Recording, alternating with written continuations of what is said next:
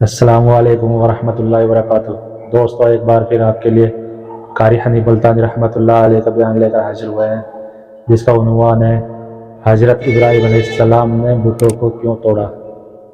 اسے بیان فرما رہے ہیں مولانا قاری حنیف ملتانی۔ چلیے بیان کو شروع کرتے ہیں۔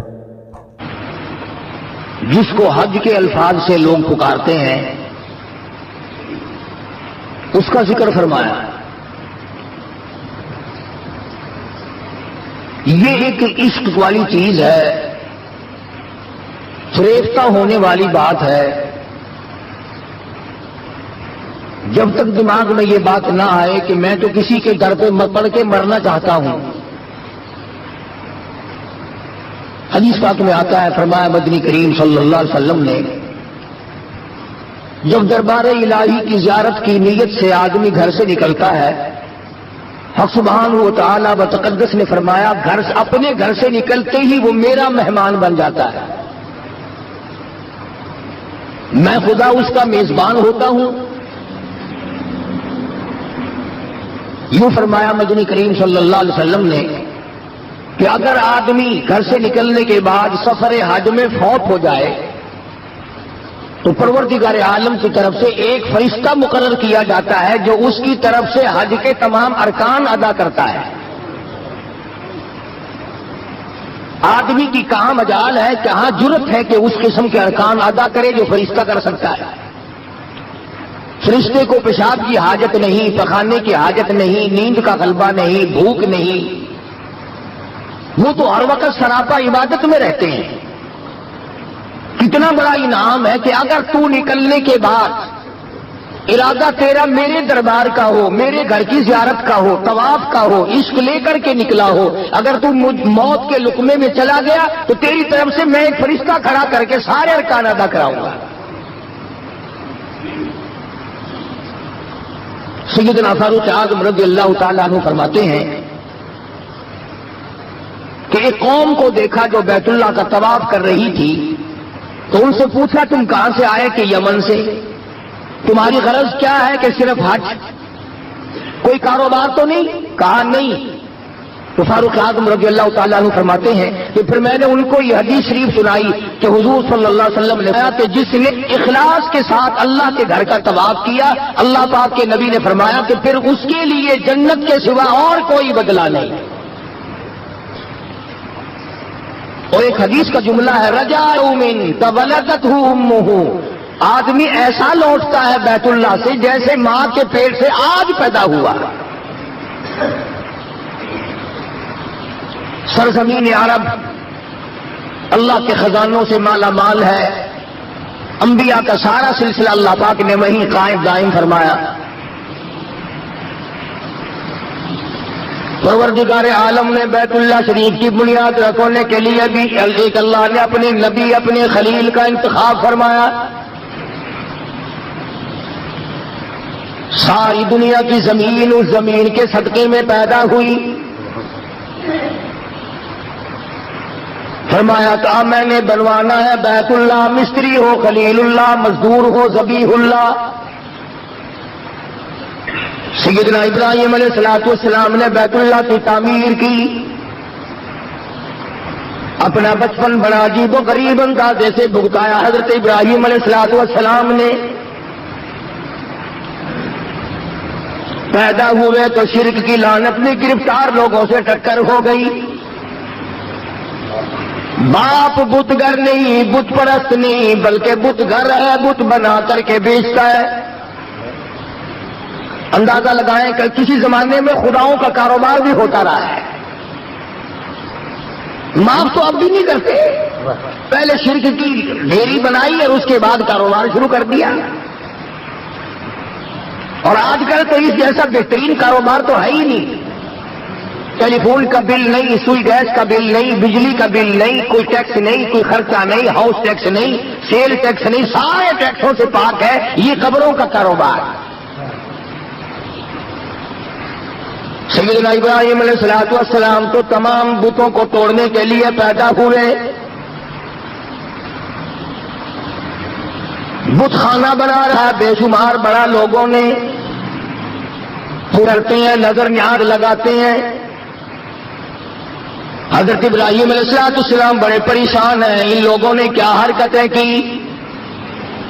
اس وحدہ لا شریک کا دربار چھوڑ کر, مالک کائنات کا دروازہ چھوڑ کر, جس نے زمین و آسمان پیدا کیا, ذرے ذرے کا خالق وہ, قطرے قطرے کا مالک وہ, ایک ایک پتے کا پالن ہار اور رب وہ, اسے چھوڑ کر کدھر کو لوگ جا رہے ہیں؟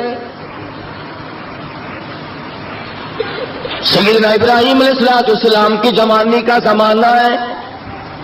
لوگ میلے کی طرف نکل گئے. حضرت ابراہیم علیہ السلام کو موقع ملا بتوں میں جا گھسے کلاڑا لے کر. کسی کا ناک کاٹا, کسی کا کان کاٹا, کسی کا پیر کاٹا, کسی کا سر اڑا دیا. سب سے بڑے بت کے کندھے پر کلاڑا رکھ کر نکل آئے. واپس آئی قوم, بتوں کا برا حال ہے.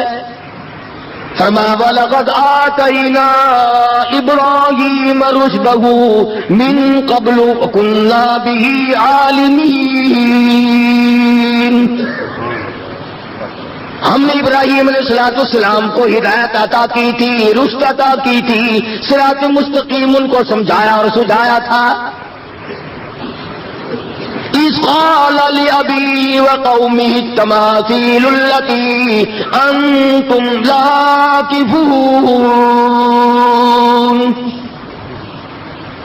بڑے بڑے بت منایا کرتے تھے, بڑے بڑے چیکنے, بڑے بڑے اعلیٰ درجے کے خوبصورت تراش کر چھیل کر کے بت بنا کر خدا کا نام دیا کرتے تھے.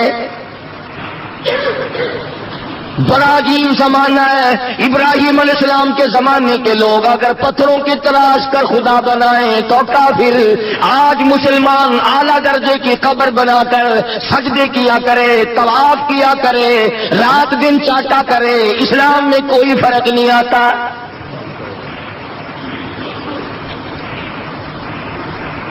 سیدنا ابراہیم علیہ السلام کے پاس آ گئے, آپس میں بیٹھ کے مشورہ کیا اور کہنے لگے یہ کام کیا کس نے؟ ہمارے خداؤں کی توہین کر دی, بے ادبی کر دی, بے آبروئی کر دی. آپس میں کہنے لگے اور کوئی نہیں کر سکتا. ایک نوجوان قالوا سمعنا فتى يذكرهم يقال له ابراہیم.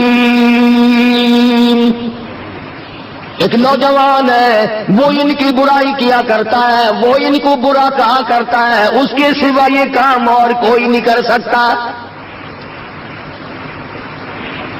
ساری قوم اکٹھی ہو کر کے آ گئی. قالوا أأنت فعلت هذا بآلهتنا يا إبراهيم. اے ابراہیم علیہ السلام, کیا ہمارے خداؤں کے ساتھ, کیا ہمارے معبودوں کے ساتھ تو نے یہ حرکت کی ہے؟ قرآن کریم ہے, کوئی قصے کہانیوں کی کتاب نہیں. اے کاش آج کے مسلمان کو قرآن کریم دیکھنے کی, سمجھنے کی توفیق ہو جائے, ساری دنیا اور دین کے مسئلے حل ہو جائیں. مگر مسلمان نے تو قسم کھا رکھی ہے کہ اپنی ساری مشکلات کا حل دنیا میں تلاش کرنا ہے, ساری مشکلات کا حل سیاست کے طور پر حاصل کرنا ہے, ساری دنیا کی مشکلات کا ہم نے اپنے ہاتھوں سے حل کرنا ہے, قرآن کریم کے ذریعے نہیں. دنیا کے لوگوں آؤ اللہ کے قرآن کو پڑھو. صحابہ اکرام رضوان اللہ تعالی علیہ مجمعین کی جماعت نے کابل سے لے کر طرابلس تک سارا افریقہ, جنوبی ایشیا, مشرق بعید, مشرق قریب, مشرق وسطی اور بر صغیر, تمام کے تمام اقوام عالم سے خداوند کریم کی توحید کا لوہا منوایا تھا. توپیں ان کے پاس نہ تھی, ایٹم بم نہ تھا, ہائیڈروجن بم نہ تھا, دفتر بند گاڑیاں نہ تھی, طیارہ شکن توپیں اور ٹینک نہ تھے, خدا کا قرآن تھا, پوری دنیا پہ چھا گئے. جس ملک کو محمد عربی صلی اللہ تعالی علیہ وسلم کے 3 غلاموں نے فتح کیا, صرف 3 بندے, 3 آدمی, کالی کملی والے کے 3 غلام, ادھر پورا ملک ہے، پورے ملک کی فوج ہے، پورے ملک کا لشکر ہے، حکومت ہے، اقتدار ہے، نشہ ہے، دولت ہے، سب کچھ ہے. ان کے پاس روٹی بھی نہیں، ان کے پاس اسلحہ بھی نہیں، ان کے پاس ساز و سامان بھی نہیں، مگر ایمان تھا، خدا کا قرآن تھا. خدا کی قسم جب قرآن کریم لے کر اس عید میں محمد کریم صلی اللہ علیہ وسلم کے 3 غلام کھڑے ہوئے، سارے ملک کو شکست دے کر خدا کی توحید کا لوہا منوایا. www.shahideislam.com آج پریس ہے، اخبار ہے، ریڈیو ہے، ٹیلی ویژن ہے، پروگرام ہے، کہنا سننا ہے، چلنا پھرنا ہے، مگر قرآن کریم مردوں کے لیے ٹاک میں بند کر کے رکھ دیا. میں کہتا ہوں تمہیں مرے ہوں کو بھی کوئی قرآن پڑھنے والا نہ ملے گا. جب سارے چھوڑ دو گے، باپ مرے گا تیرا، قرآن دوسرا کیوں پڑھے گا؟ کوئی کچھ کیوں اٹھا رکھا کسی نے؟ تو ایسی صورت میں مسلمان جب تک اللہ کے قرآن کو اپنے پاس رکھتا ہے تو تائید عزتی اس کی شامل حال رہتی ہے، اور جب وہ قرآن کریم کو ٹھکرا دیتا ہے، چھوڑ دیتا ہے، تو بات ختم ہو جاتی ہے. سیدنا ابراہیم علیہ السلام کی ایک ذات، آج ہم تو کہہ دیتے ہیں کہ ہم تو تھوڑے ہیں، ہم تو اکیلے ہیں، کیا کریں؟ خلیل اللہ کی ایک ذات ہے، اکیلے ہیں، ڈر نہیں، خوف نہیں، حزن نہیں، ملال نہیں، پریشانی نہیں، گھبراہٹ نہیں، راہ نکال دیا خداؤں کا. آ گئے وہ لوگ، آ کے کہنے لگے قالوا انت فعلت هذا بآلهتنا یا ابراہیم. اے ابراہیم علیہ السلام سچ بتا، یہ خداؤں کو لنگڑے للے کس نے بنایا؟ ان کے ناک کس نے کاٹے؟ کان کس نے کاٹے؟ قالوا سمعنا فتى يذكرهم يقال له ابراہیم.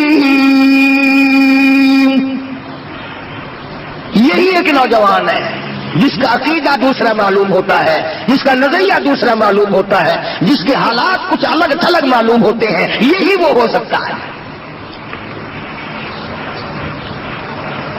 کبھی تو اللہ پاک کو پیار آیا، میرے خلیل تو نے اکیلے نے مار کھائی ہے، میں اپنے گھر کی تعمیر تجھ سے تیرے ان ہاتھوں سے نہ کراؤں جن ہاتھوں سے تو میرے خدا مجھ خدا کے مقابلے میں بنائے ہوئے بتوں کو توڑا کرتا ہے،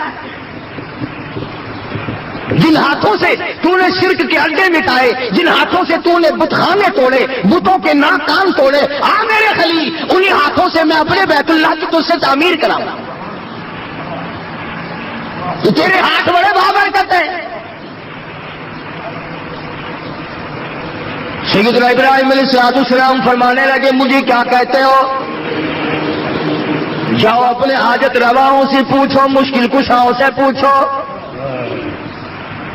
جس کی کان کٹی اس سے پوچھو کس نے کاٹی، جس کا ناک کٹا ہوا اس سے جا کر کے پوچھو تیری ناک کس نے کاٹی، جس کا کان کٹا ہوا اس سے جا کر کے پوچھو تیرا کان کس نے کاٹا.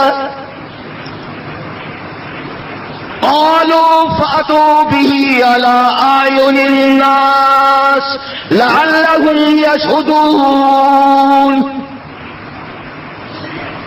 ابراہیم علیہ السلام نے صاف کہہ دیا تمہیں بیٹے دے سکتے ہیں، خود نہیں بتا سکتے کہ مارا کس نے.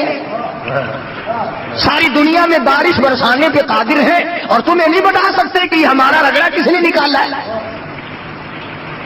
تمہیں دشمنوں پہ فتح دینے پہ قادر ہیں، تمہارے دشمنوں کو مٹانے پہ قادر ہیں، بارش برسانے پہ قادر ہیں، اولاد دینے پہ قادر ہیں، تمہیں بیماری دے کر دور کر دینے پہ قدرت رکھتے ہیں، تو خود نہیں بتا سکتے کہ ناک کان کس نے کاٹا.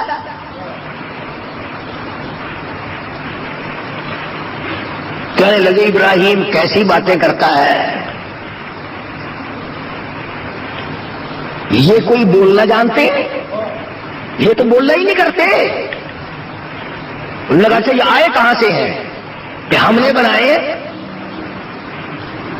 شہریوں سے، ہتھیاروں سے چھول کر تراش کر ہم نے بنائے. فرمایا ظالموں، جن کو تم بناؤ چھیڑیوں اور لوہوں سے تراش کر چھیل کر جن کو تم بناؤ، جن کو تمہارے ہاتھوں نے بنایا ہو وہ تمہارے خدا ہو سکتے؟ اور سمجھو اگر اس زمانے کے پتھروں کے بنے ہوئے خدا، ہاتھوں کے بنائے ہوئے خدا مشکل کشا نہیں ہو سکتے، تو آج کا کوئی ولی جس کو اپنے ہاتھوں سے قبر میں دفن کیا ہو وہ مشکل کشا کیسے ہو سکتا ہے؟ کہنے لگے کہ یہ تو بولنا نہیں کرتے، یہ تو بولنا نہیں جانتے۔ حضرت ابراہیم علیہ السلام کو موقع مل گیا، قال افتعبدون من دون اللہ ما لا ينفعكم ولا يضركم۔ آؤ ادھر میری بات سنو، جو نفع نقصان کا مالک نہیں، جو اپنا نفع نقصان نہیں بتا سکتے، وہ تمہارے معبود کیسے بن سکتے ہیں؟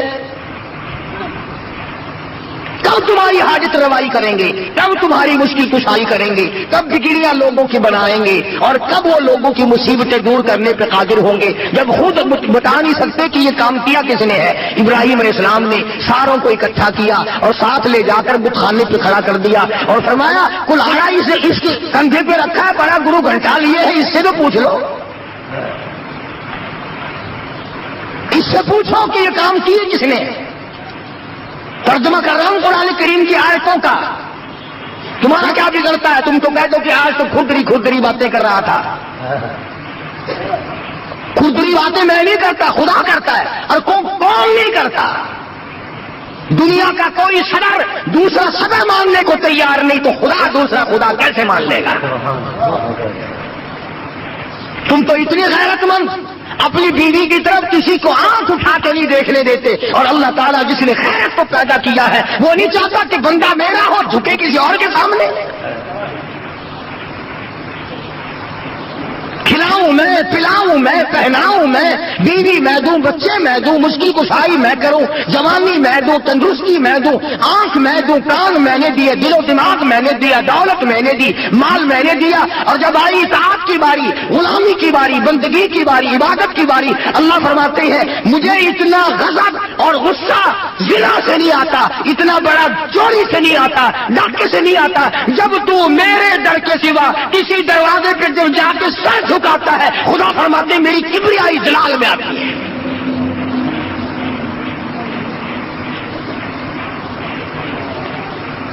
سارے فلسطین والے جل گئے، کہنے لگے قالوا حرقوا وانصروا آلہتکم ان کنتم فاعلین۔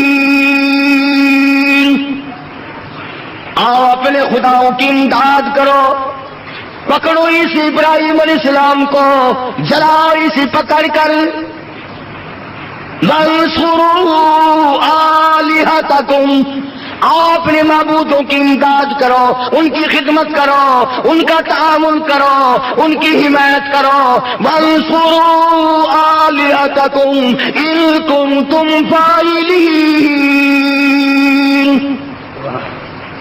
اگر تم کچھ کرنے والے ہو، اگر کچھ کر سکتے ہو، آؤ پھر پکڑو ابراہیم علیہ السلام کو اور چکھا میں پھینکو۔ چنانچہ نمرود نے انتظام کیا لمبا چوڑا، ہزاروں نے لاکھوں من لکڑ اور ایندھن جمع کیا اور آگ سلگائی، دہک اٹھی، کولے بن گئے، شولے بن گئے، پنگوڑے میں حضرت ابراہیم علیہ السلام کو بٹھا کر عین درمیان میں پھینکا ہے۔ قربان جاؤں ابراہیم علیہ السلام کے ضمیر پہ، عقیدے پہ، نظریے پہ، ایمان پہ پنگوڑا تیار ہے۔ ابراہیم علیہ السلام کو بٹھا رہے ہیں پکڑ کر، فرشتہ سامنے آتا ہے، سلام کرتا ہے اور کہنے لگا او ابراہیم مجھے حکم دے، میں بارش پہ مامور ہوں، اللہ کے حکم سے بارش برساتا ہوں، میں بارش برسا کر ساری آگ کو، آتش کو، بھاپ کو بجھا دوں۔ حضرت ابراہیم علیہ السلام فرماتے ہیں او فرشتے کیا میری اس حالت کا میرے رب کو پتا ہے؟ جو حالت میری اس وقت بن رہی ہے میرے رب کو اس کا علم ہے، پتا ہے؟ فرشتے نے کہا پتا ہے۔ اللہ کے نبی نے جواب دے دیا بیچ میں سے ہٹ جاؤ، پھر رب جلیل جانے اور اس کا بندہ خلیل جانے، جو وہ چاہے گا میں تو اس پہ راضی ہوں جو میرے رب کو منظور ہو۔ ہوا پہ جو فرشتہ مامور تھا وہ آیا کہ میں ہوا ایسی چلاؤں یہ ساری آگ ہوا میں اڑ جائے گی. فرمایا نہیں, کیوں؟ جس طرح میرے رب کو منظور ہوگا وہی ہوگا. چنانچہ حضرت ابراہیم علیہ السلام کو چیخا میں پھینک دیا گیا. اللہ تبارک و تعالیٰ کی تو آگ بھی مخلوق ہے. ارے آگ ٹھنڈی ہو گئی, اللہ کے حکم سے آگ تو سرد پڑ گئی. اللہ کے قرآن میں اللہ کے ہزاروں حکم سن کر آپ آج تک ٹھنڈے نہیں پڑے. آگ کو شرم آئی جس کا مادہ ہی جلانا ہے کہ اللہ کے حکم کے سامنے میں اپنی جلانے والی طاقت کو کیسے بحال رکھوں. خدا کا حکم آیا ہے. آگ نے اپنی عادت والا کام چھوڑ دیا, جلانا چھوڑ دیا, ساڑنا چھوڑ دیا, ٹھنڈی ہو گئی, سلامتی کے ساتھ ٹھنڈی ہو گئی. ابراہیم علیہ السلام کے لیے گلزار بن گئی, باغ و بہار بن گئی. اللہ کے حکم کے سامنے آگ بدل گئی, ہم نہ بدلے. جو ہماری عادتیں بنی ہوئی ہیں ہم نے نہیں بدلنا. قرآن کے سامنے نہیں جھکنا, اللہ کے حکم کے سامنے نہیں اپنے آپ کو بدلنا. سیدنا ابراہیم علیہ السلام کی خا کے درمیان میں پڑے, آواز آتی ہے قلنا یا نار کونی بردا وسلاما علی ابراہیم.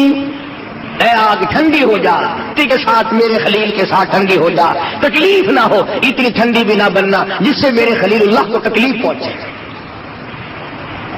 آگ گلزار بن گئی. سیدنا ابراہیم علیہ السلام مستری کا کام کرتے ہیں اور بیٹا ذبیح اللہ اسماعیل علیہ السلام مزدوری کا کام کرتے ہیں. بن رہا ہے بیت اللہ, بنا رہا ہے خلیل اللہ, اور گارا اور اینٹ پکڑا رہا ہے ذبیح اللہ. مستری بھی نبی, مزدوری کا کام کرنے والا بھی نبی. اللہ پاک کا گھر مکمل کر دیا. فرمایا ان اول بیت وضع للناس للذی ببکۃ مبارکا وہدی للعالمین. قرۂ عرب پہ سب سے پہلا گھر اللہ پاک جل شانہ نے سب سے پہلے اپنا گھر بنوایا. اور جب اس گھر کی تعمیر مکمل ہو گئی تو حضرت ابراہیم علیہ السلام نے اپنا خاندان بلایا. اسماعیل علیہ السلام کو بلایا, حضرت مائی ہاجرہ کو بلایا, حضرت مائی سارہ کو بلایا اور بلا کر دعا مانگی ہے. دعا مانگی ہے الہ العالمین. دعا ابراہیم علیہ السلام کی آمین ہے, حضرت اسماعیل علیہ السلام کی, حضرت ہاجرہ کی آمین ہے, حضرت مائی سارہ کی آمین آمین ہے. ابراہیم علیہ السلام نے دعا مانگی الہی جو اس کی طرف منہ کر کے عبادت کرے, جو اس کی زیارت کو آئے, جو اس گھر کا طواف کرے, بوڑھے آدمی, بوڑھی عمر کا, بڑی عمر کا آدمی, جو بھی حج کرنے آئے طواف کرے, الہ العالمین میں پیش کی دعا کرتا ہوں اس کے سارے گناہوں کو معاف فرما. حاجی حج کرنے آج چلا, دعا ہزاروں لاکھوں برس پہلے ہو گئی. فرمایا بڑی عمر کا جو بھی آئے, طواف کے ارادے سے آئے, زیارت کے ارادے سے آئے, حرم محترم میں آئے, حج کا پروگرام بنا کر آئے, میں خلیل اللہ دعا کرتا ہوں الہی اس کے گناہوں کو معاف فرما. سارے خاندان نے آمین کہی. پھر حضرت اسماعیل علیہ السلام کو حکم دیا حضرت ابراہیم علیہ السلام نے کہ تم بھی دعا مانگو. حضرت اسماعیل علیہ السلام نے دعا مانگی الہی جو بھی اس گھر کی طرف منہ کر کے نماز ادا کرے, اس گھر کا طواف کرنے آئے, اس گھر کی زیارت کرے, اس کا احترام کرے, یا اللہ جو جوان آئے, جوان عمر کا آدمی جو بھی آئے, میں پیشگی دعا کرتا ہوں اس کے سارے گناہوں کو معاف فرما دے. دونوں باپ بیٹوں پیغمبروں نے, نبیوں نے دعا کر دی. حضرت ہاجرہ کو حکم دیا حضرت ابراہیم علیہ السلام نے کہ تم بھی دعا کرو. حضرت حاضرہ نے جھولی پھیلا دی، الہی جوان عمر کی جو عورت اس گھر کی زیارت کے لیے آئے، طواف کے لیے آئے، احترام کے لیے آئے، اس کے سارے گناہوں کو معاف فرما۔ حضرت حاضرہ نے دعا کی، آمین ابراہیم علیہ السلام کی ہے، آمین حضرت اسماعیل علیہ السلام کی ہے، حضرت سارہ کی آمین ہے، حضرت حاضرہ نے دعا فرمائی۔ اس کے بعد حضرت سارہ کی باری آئی دعا کرنے کی، دعا کرتی الہ العالمین جو بوڑھی عورت آئے، عمر رسیدہ عورت آئے اس گھر کی زیارت کے لیے، طواف کے لیے، اس کے سارے گناہ معاف فرما۔ پیغمبر کے پورے خاندان نے مل کر آنے والوں کے لیے دعائے مغفرت کی ہے۔ آج آدمی ذوق میں شوق میں چلتا ہے، نکلتا ہے، بال بچوں کو چھوڑ کر جاتا ہے، گھر بار کو چھوڑ کر نکل پڑتا ہے، دکان کی پرواہ نہیں، کاروبار کی پرواہ نہیں، ایک ذوق میں، ایک شوق میں، ایک مستانہ وار، ایک دیوانہ وار چلتا ہے۔ ہر میں محترم کا اس کا ارادہ ہے یہاں سے کراچی سے جہاز پر سوار ہو کر جو سرزمین عرب قریب آتی جاتی ہے، محبوب کی محبت بڑھتی چلی جاتی ہے۔ چنانچہ کسی ملک میں جاؤ، آدمی پریشان ہوتا ہے، امریکہ میں آیا ہوں، کہاں جاؤں گا، کدھر کو جاؤں گا، یورپ میں جاؤ، افریقہ میں جاؤ، کس ملک میں بھی جاؤ، یہ خاصہ ہے سرزمین عرب پہ قدم رکھتے ہی دل مطمئن ہو جاتا ہے، میں دوسروں کے یہاں نہیں اپنوں کے یہاں آیا ہوں۔ اور ادھر دل میں یہ بات آتی ہے، ایسا معلوم ہوتا ہے کہ خدا بند کریم آواز دے رہے ہیں، گھبرا نہ، آ جا، یہ بیت اللہ بھی میرا، تو بھی میرا، یہ زمین بھی میری، یہ آسمان بھی میرا، گھبراتا کیوں ہے، اور تیرا میزبان میں ہوں، ادھر آ۔ فرما دیا میرے دربار میں آنے کے لیے کچھ شرطیں بناؤ، خبردار اگر کوئی زینت والا کپڑا پہن کر آیا،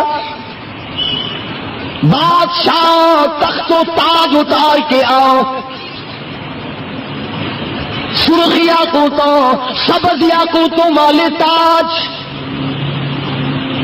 سونے کی لڑیوں والے تاج، چاندی اور ہیرے کے لگے ہوئے تاج اتار کے آ، میرا در ہو تیرا سر ہو، ننگا سر کر کے لا، خبردار سر کے کچھ نہیں، بادشاہ ننگے سر آؤ، وزیروں ننگے سر آؤ، گورنروں ننگے سر آؤ، ذمہ داروں، سرمایہ داروں، بڑے بڑے حسن و جمال کے پیکروں، مردوں، تمام کے تمام ننگے سر آؤ، کوٹ پتلون اتار کے آؤ، شلوار قمیض اتار کے آؤ۔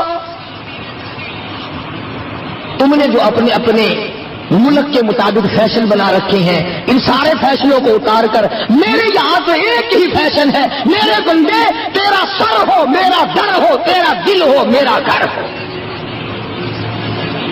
ایک ہی فیشن چلے گا یہاں، تمام کپڑے اتار کے آؤ۔ سلا ہوا کپڑا پہننا، احرام باندھنا جائز نہیں، حاضری نہیں ہوگی اور حج نہیں ہوگا، بالکل صحیح مناسک ادا نہیں ہوں گے۔ فرمایا چاہے یورپ کا باشندہ ہو، ایشیا کا باشندہ ہو، بر صغیر کا باشندہ ہو، کالے ملک کا رہنے والا ہو، گوروں کے ملک کا رہنے والا ہو، بادشاہ اور فقیر ہو، تمام کے تمام ایک لباس میں آؤ۔ وہ لباس کیا ہو؟ فرمایا ایک چادر گلے میں ڈال لے، کفن پہن کے آ، گھر سے پوری طرح نکل گیا۔ ہاں تجھے کیا معلوم واپسی بھی تو ہی ہوگی کہ نہیں، تیار ہو کے آ، پکا پروگرام بنا کے آ۔ فمن رفث فیہن الحج فلا رفث ولا فسوق ولا جدال فی الحج، فمن فرغ فیہن الحج فلا رفث ولا فسوق ولا جدال فی الحج۔ جھگڑا نہیں کرنا، گناہ نہیں کرنا، رفث نہیں کرنا۔ رفث کے معنوں میں زینت بھی ہے، زیب و زینت تم نے نہیں کرنی، خوشبو لگا کر میرے دربار میں مت آؤ، یہ جنٹلمین اپنے گھر چلاؤ، دل میں یہ بات مت لاؤ کہ میں کچھ بن کے چلا ہوں اور میرے دربار میں بن کے آئے گا۔ مٹ کے آ، بندگی کرتا ہوا آ، سر جھکاتا ہوا آ، مجھے اپنا خدا اور معبود اور کارساز مانتا ہوا آ۔ فرمایا شلوار قمیض نہیں چلے گی، کوٹ پتلون نہیں چلے گا، تمام کپڑے اتار کے آؤ، ایک کپڑا اپنی تہمن کی جگہ لپیٹ لے تاکہ تیری شرمگاہ چھپ جائے، اور ایک کپڑا گلے میں ڈال لے اور کندھا پھر بھی ننگا رکھ تاکہ کوئی یہ نہ کہے کہ اللہ کے دربار میں بھی کپڑے پہن کے چلا ہے۔ اسی کو کہتا کہ کوئی علم بادشاہ ہے، کوئی ہے علم فقیر، سب نظر آتے ہیں تیری دام الفت کے اسیر، بڑا ہو چھوٹا ہو، امیر ہو غریب ہو، کالا ہو گورا ہو، بادشاہ ہو فقیر ہو، کوئی بھی ہو اللہ کے دربار میں یکساں، بندہ تو بندہ ہے نا۔ اللہ پاک آپ سب کو بیت اللہ شریف کی زیارت نصیب فرمائے۔ ہر میں محترم میں جب نماز ہوتی ہے عجب انداز ہوتا ہے، ساری کائنات سر زنگی کھڑی ہے، کفن میں لپٹے کھڑے ہیں، اپنے مولا کے دربار میں حاضر ہیں، اور عجب دربار ہے۔ ہر میں محترم میں قدم رکھتے ہی پسینے چھوٹ جاتے ہیں، شرابور ہو جاتا ہے پسینوں میں، اور آدمی کا ضمیر خود ملامت کرتا ہے، اور میرے مالک میں اتنا بڑا روسیا اور یہ تیرا دربار، کہاں میری بدامالی، کہاں میری روسیاہی، کہاں میرے کرتوت، اور کہاں تیرا یہ بابرکت دربار۔ شرم آتی ہے، پسینوں میں آدمی خود بخود ڈوب جاتا ہے۔ ہر میں محترم کے اندر جاتا ہے، بیت اللہ پہ نگاہ پڑتی ہے، نظر پڑتی ہے، پیار آتا ہے، محبت آتی ہے، دل میں ولولہ پیدا ہوتا ہے کہ جذبہ پیدا ہوتا ہے۔ آگے بڑھ کر حدیث پاک میں آتا ہے، فرمایا مدنی کریم صلی اللہ علیہ وسلم نے جس نے حجر اسود کو بوسہ دیا، اللہ پاک یوں فرماتے ہیں، حدیث قدسی ہے کہ اس نے میرے دائیں ہاتھ کو بوسہ دے دیا۔ خدا بند عالم فرماتے ہیں کہ میں یہ سمجھتا ہوں اس نے میرے دائیں ہاتھ کو بوسہ دے دیا، اور فرمایا کہ بیت اللہ کا غلاف پکڑ کر جس نے دعا مانگی، میں یہ سمجھتا ہوں کہ میرا دامن پکڑ کے سب کچھ مانگ لیا، اور جس نے مقام ملتزم پہ لپٹ کر مجھ سے مانگا، میں سمجھتا ہوں میری چوکھٹ پہ لپٹ کر، میری دہلیز پہ پڑھ کر مجھ سے سب کچھ مانگ لیا۔ تو معاف کرتا ہے، آواز لگاتا لبیک اللہم لبیک لا شریک لک لبیک، الہی میں حاضر ہوں، الہی میں حاضر ہو گیا ہوں، تیرے دربار میں میری حاضری قبول فرما، تیرے دربار میں میری حاضری منظور فرما، میں آیا ہوں تیرے دربار میں سر مارنے کے لیے، تیرے دروازے پہ غلامی کرنے کے لیے میں آیا۔ علماء اکرام نے لکھا ہے، مدینے پاک سے باہر ایک آدمی نے آ کے احرام باندھا، اور احرام باندھ کر آواز لگائی، لبیک اللہم لبیک لا شریک لک لبیک، غیب سے آواز آئی، لا لبیک، تیری حاضری منظور نہیں، تیری حاضری منظور نہیں۔ بڑے میاں تھے، عمر رسیدہ تھے، چل رہے ہیں، پھر بھی تلبیہ پڑھ رہے ہیں اور حج کے لیے آ رہے ہیں۔ برابر میں کھڑے ہوئے کسی جوان نے کہا، بڑے میاں ہم نے بھی سنا ہے کہ یہ حاضری جب منظور نہیں، دھکے کھانے کی کیا ضرورت ہے، پریشانی اٹھانے کی کیا ضرورت ہے، تکلیف اٹھاؤ گے۔ جوان نے کہا جنہوں نے غیب کی آواز سن لی تھی۔ بڑے میاں نے رو دیا اور کہنے لگا، بیٹا تم ایک دن کی آواز سن کر کے مجھے گھبرا رہے ہو اور خود بھی پریشان ہو رہے ہو، مجھے یہ آواز سنتے سنتے 52 سال گزر گئے، مجھے یہ آواز سنتے سنتے 52 سال گزر گئے، 53 سال گزر گئے مجھے یہی آواز سنتے سنتے۔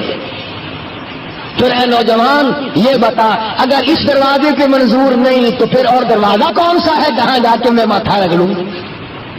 منظور ہو یا نہ ہو، میرا کام ہے کہ میں پیشانی کو اس کے دروازے پہ رگڑتا رہوں، میں حاضری دیتا رہوں۔ منظور کرنا اس کا کام ہے، حاضری دینا میرا کام ہے۔ یوں لکھا ہے کتابوں میں کہ غیب سے آواز آئی، آج ہم نے تیرے یکدم 54 حج قبول کر لی، یکدم تیرے ہم نے آج 54 حج قبول کر لیے۔ ہم تو تجھ سے اتنی سی بات کہلوانا چاہتے تھے، اور یہ بات کہلوانا چاہتے تھے کہ تیرے سوا میرا کوئی نہیں۔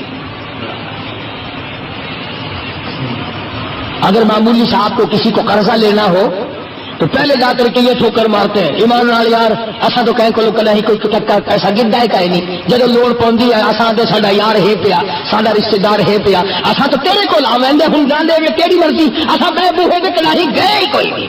ان کو راضی کرنے واسطے بے بوہے دی تردید پئی تھی، 4 ٹکے قرضہ لیون واسطے ان کو جتاؤنا پوندا ہے۔ اسا تیرے بوہے تے سوا کلائی کسی کو گئے ہی نہیں، اٹھے نہیں گئے، تو خدا کو نہ جتاؤ کہ ہم تیرے دروازے کے سوا کبھی کسی دروازے پہ آئے ہی نہیں۔ اگر تم اپنے محبوب کو خوش کرنے کے لیے یہ بات کہتے ہو کہ اس دل میں تیرے سوا کسی کی جگہ نہیں، جن لوگوں کو باب العشق سے واسطہ پڑا ہے ان کو پتا ہے کہ محبوب پھر مسکراتا ہے۔ یوں کہو نا ایسا تیرے سوا کہ کچھ نام نہیں کہیں، ان دل کے بچ کوئی جاتی پا ہی نہیں سکتا تیرے سوا، یہ دل تیرے واسطے ہے۔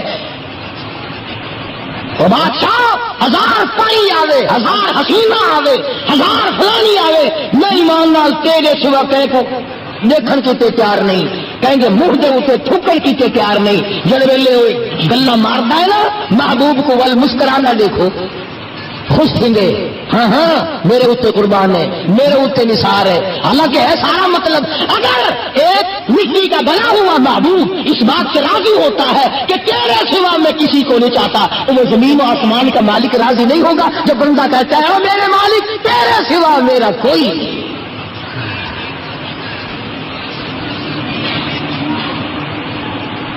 بلکہ میں یہ کہوں گا کہ حج تو ہے ہی تعلیم اس بات کی کہ در میرا ہو، سر تیرا ہو، دل تیرا ہو، گھر میرا ہو۔ قدم قدم پہ یہی تعلیم ہے، لبیک اللہم لبیک لا شریک لک لبیک۔ تمام کے تمام حاجیوں کو یہی تلبیہ پڑھنا پڑتا ہے، یہاں دور سے ہی زمزم کی پہاڑی سے، ابھی دور ہے سرزمین عرب، پہلے سے احرام باندھو، تیار ہو جاؤ، دیوانے بن جاؤ، مستانے بن جاؤ، چھوڑو بادشاہ، چھوڑو اپنی تمنگری، چھوڑو اپنی زیب و زینت، آؤ دیوانے بنو۔ اسی کو کہتا کہ درد و غم رنج و الم فکر و قلق خوف و ہراس، درد و غم رنج و الم فکر و قلق خوف و ہراس، وہ بلا کون سی ہے جو شب ہجرا میں نہیں، اور تیرے وصال میں سب کچھ ہے، تیری جدائی میں بڑی پریشانی ہے۔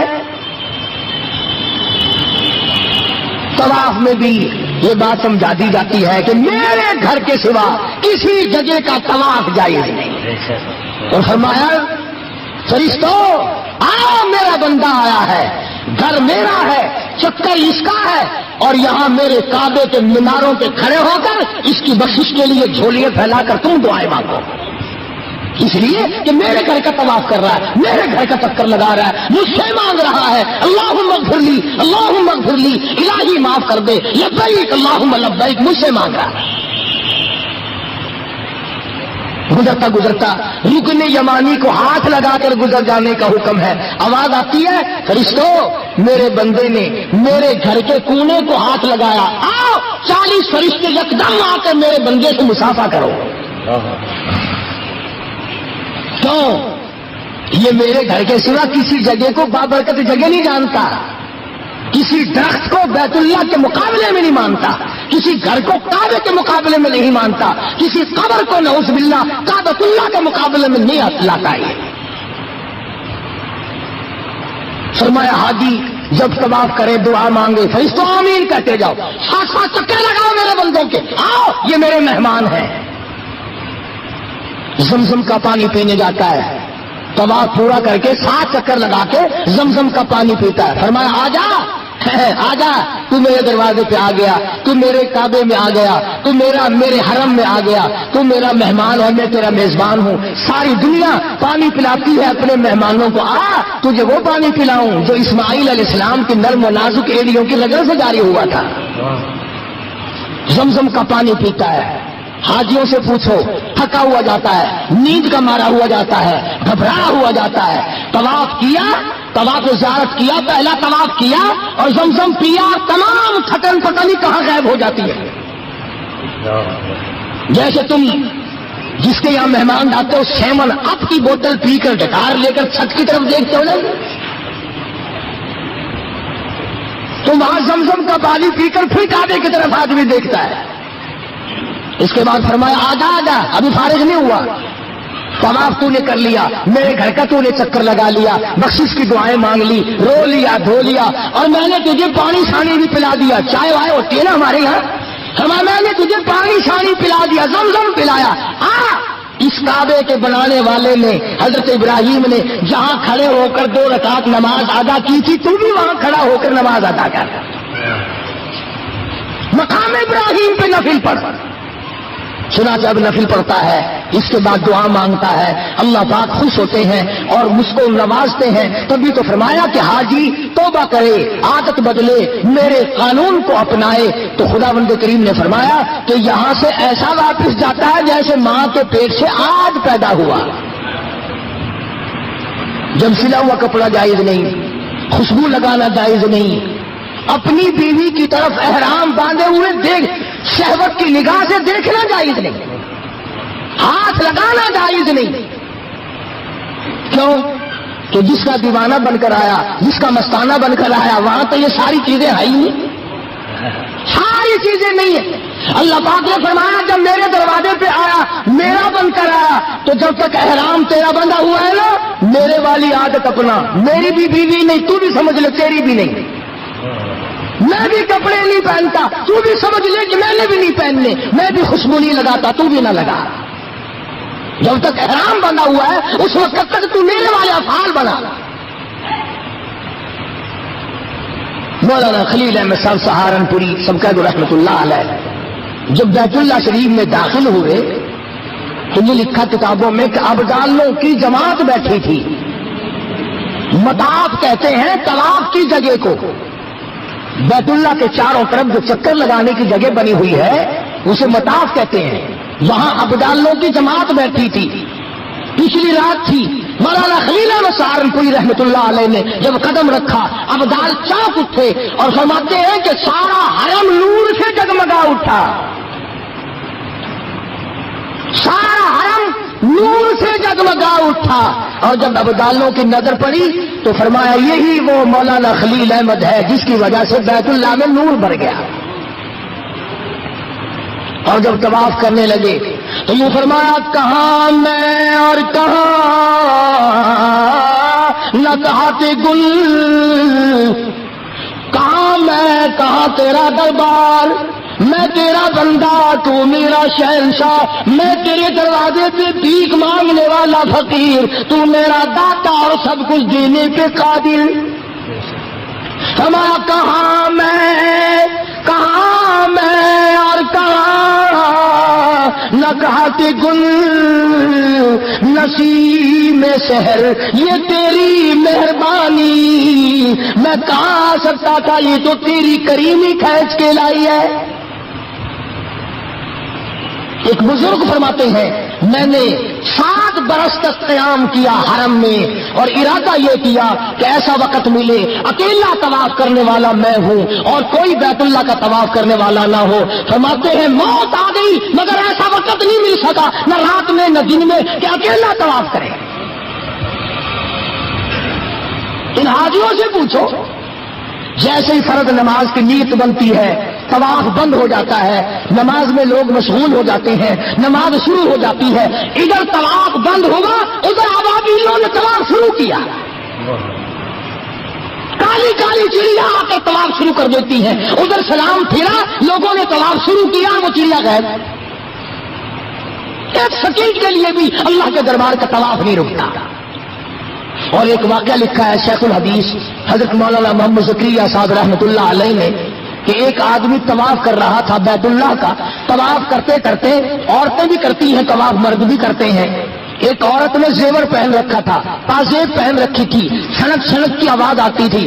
اس اللہ والے کے دل میں آیا یہ دیکھوں یہ چھنکار والی عورت اتنی خوبصورت ہوگی. یوں جو نظر کی، یوں لکھا ہے بیت اللہ کی دیوار میں سے ایک ہاتھ نکلا، ایسا تھپڑ مارا ہاتھ باہر نکل کے جا کے پڑی